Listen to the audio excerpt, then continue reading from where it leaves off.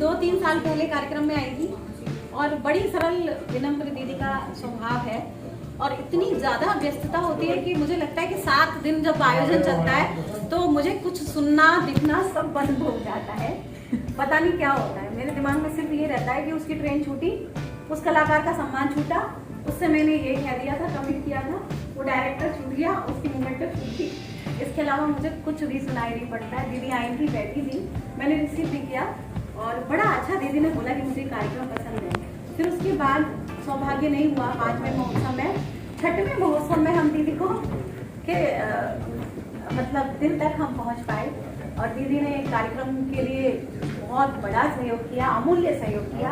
और जो यमुना माता की हम आवाहन करते हैं, हम ब्रज में रहते हैं, बड़े भाग्यशाली हैं। गंगा, यमुना, सरस्वती 3 नदियाँ ऐसी हैं जो भारत के कोई भी जो सनातन धर्म को या हिंदू संस्कृति को जानता है वो 3 नदियों का नाम जरूर जानता होगा।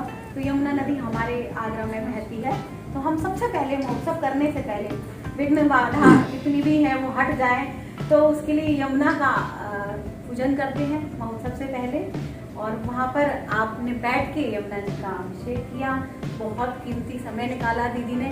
उसके बाद दीदी समय नहीं निकाल पाई, ये हमारा दुर्भाग्य था। तो बहुत व्यस्त रहती है और आज आपने कमिट किया तो पूरा किया है। और मेरा और भी जो एक सपोर्ट है वो मैं जिक्र नहीं करना चाहती, मन में है। दीदी ने मेरे लिए बड़ा और भी सपोर्ट किया है।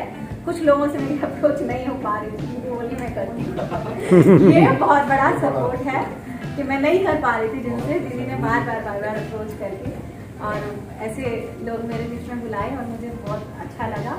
और हमेशा आपका जब भी बात करती है बड़ी ऊर्जा मिलती है। पिछले वर्ष हमने 1 महीने का एक कार्यक्रम होता है ऑनलाइन, आया सावन झूम के, उसमें भी मैं सोचती हूँ कि बच्चे, महिलाएं, बहुत सारे टैलेंट उसमें जुड़े। वो अभी ऑनलाइन हमारा कल से परसों से शुरू हो जाएगा। आपकी विशेष आई पहली बार हमने शुरू किया था लास्ट ईयर। तो दीदी के बड़े प्रेरक शब्द होते हैं। फेमस डाइटिशियन है, बहुत ही अच्छा पवित्र हृदय है, आपके अंदर जरा सा भी अभिमान नहीं है। एक अभिमान होता है, एक एटीट्यूड होता है, कतई नहीं है। रात के 1 बजे भी अगर मैं कुछ लिख रही हूँ तो उसका रिप्लाई दीदी देती है, ये बहुत बड़ी बात है। कोई सोचता है कि हम 10 बजे के बाद भी लेंगे, 11 बजे के बाद भी, और दूसरा सर ने भी मुझे रिप्लाई दिया, मुझे रिस्पॉन्स मिला। मेरे लीजिए 12 बजे आपका आया था, मेरी विचार की हाँ सर, 11 बजे तक तो मैं इन्हीं में लगी रहती हूँ कि होर्डिंग, बैनर, पोस्टर, ये वो सब। रात को 12 बजे आया था, 2 बजे तक मैं दे रही हूँ, तो मुझे रिस्पॉन्स मिला बहुत अच्छा। और हाँ दादा, अब आपको मैं प्रणाम करना चाहूँगी, खड़े हो जाइए बाबा। और तुम उधर खड़ी जाओ है ना, आपकी लाइन में आ गई होगी अब ठीक।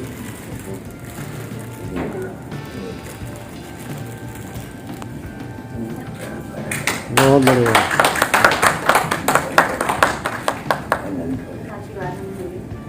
परम आदरणीय बाबूजी, हमारी अलका जी,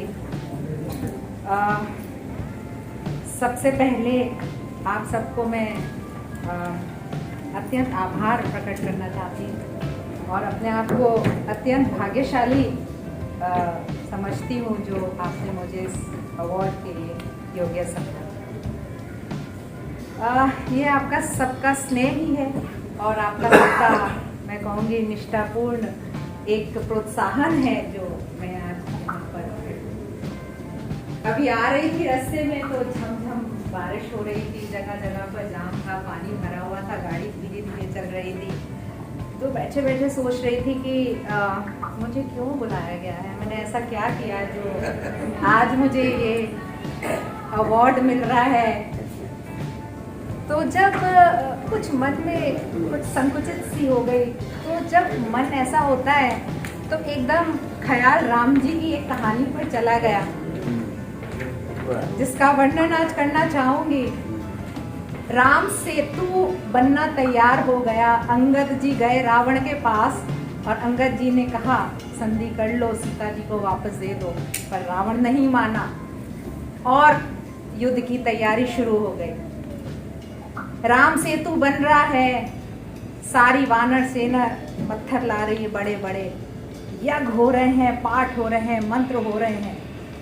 इसी बीच लक्ष्मण जी की नजर जाती है गिलहरी पर। वो गिलहरी समुद्र के किनारे रेत में ओत प्रोत होती है और रेत लाकर राम सेतु पे छोड़ जाती है। अपनी जो शरीर पे उसके रेत लगी है, छोटे छोटे कंकड़ ला रही है और राम सेतु पर छोड़कर जा रही है। तो लक्ष्मण जी के मन में आता है कि ये क्या कर रही है, खेल रही है, क्या कर रही है। सोचते सोचते प्रभु जी पे चले जाते हैं। राम जी से कहते हैं, प्रभु जी ये क्या कर रही है ये गिलहरी? बीच में पत्थर पड़ रहे हैं, सेतु की तैयारी हो रही है, दब जाएगी, ये बार बार सेतु पर आ जाती है।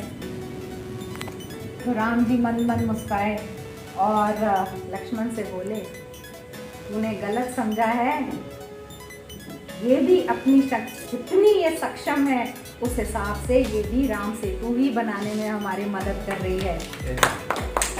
लक्ष्मण जी ने नहीं माना तो बुलाया। लक्ष्मण जी बोले, प्रभु ये तो पीड़ा कर रही है, प्रभु ये तो खेल खेल रही है रेत में। तो गिलहरी को बुलाया राम जी ने और गिलहरी से कहा, क्या कर रही है तू, बता।